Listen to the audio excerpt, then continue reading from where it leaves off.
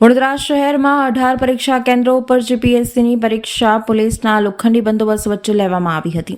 આજે સમગ્ર ગુજરાતની સાથે વડોદરા શહેરમાં જીપીએસસી વર્ગ 2 અને વર્ગ 1ની પરીક્ષા યોજાઈ હતી।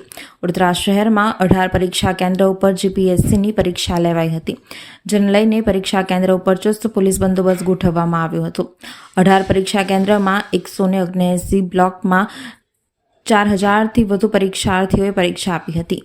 શાંત વાતાવરણમાં પરીક્ષાર્થીઓએ પરીક્ષા આપી હતી તેવી વ્યવસ્થા કરવામાં આવી હતી, જ્યારે તમામ વિદ્યાર્થીઓ માટે સીસીટીવી કેમેરાથી સજ્જ પરીક્ષા હોલ રાખવામાં આવ્યા હતા।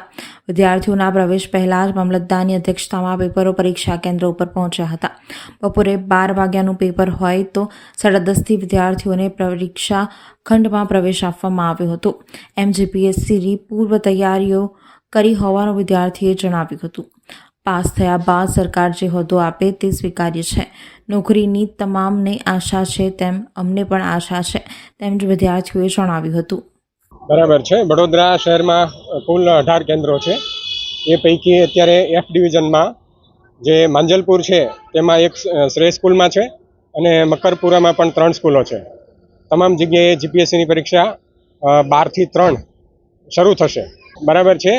સ્કૂલના જે ક્લાસરૂમ છે તેની અંદર શિક્ષણ વિભાગ છે તેમના કર્મચારીઓ હાજર રહેશે અને ક્લાસરૂમની બહાર છે ખાસ કરીને જે લો એન્ડ ઓર્ડર છે એ પોલીસ તંત્ર જોશે।